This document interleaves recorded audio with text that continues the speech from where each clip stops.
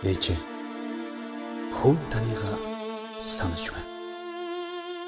Элэг зүрх минь эмтэрч, сэтгэл минь сэмэрцэн.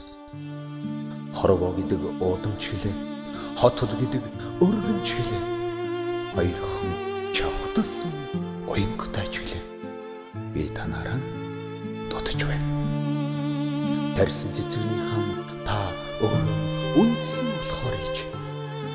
Таныхан үлдээсэн амьдралын би өөрөө үргэлжлэл болохоор ээж.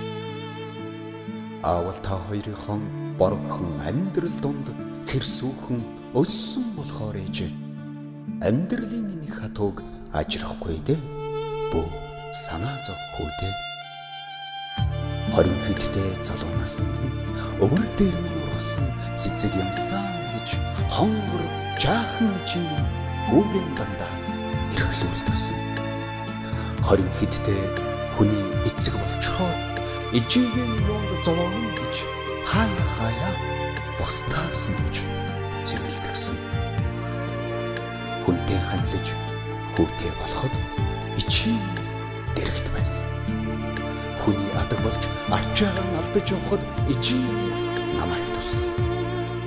Хүүгийн сайхан амьдралыг тэнгэрийнтэй таал зөвсөн хүрч болдог юм аа.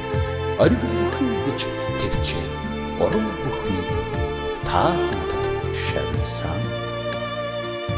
Уулас улсын тэргүүнд буурал суух цагаар урт хархан эзгэнд нь насны хэрэг чуулгыг залуугаар явсан та ичээ. Онгон утгаан өрхөд үрдээ яарсан эрэхтэн учрах энэ хагцлыг уртаас зүгнэж мэдээ болов. Яавал амьдрал хон хородж гинэ хүүгийн чингэж амтэн хүмүүс яриад байхад алдгүй алжаач магадгүй гэж лам хоорхон айлтаад байхад амби хован байж төрүүлсэн болохоор алгүйхэн ансгалаараа хаагаав. Яагаавал алдаж энтхийн цагт хамгийн түрүүнд уучлдаг нь ачлал хонгор ижийн байлаа.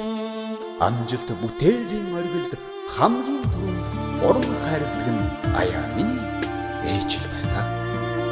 Асгартал ойсон нулимсны хамгийн гашуун ижийн тухай харуулсан байлаа. Амьдрал ухаалын уртын хагууд хамгийн дээд нь ижийн хэлсэн сургаал байлаа. Ээж, та минь сүүдрийн дагуулсан амьдралын эхлэлээ. Ээж, та минь сүүтэй ганцхан шүтээ минь билээ.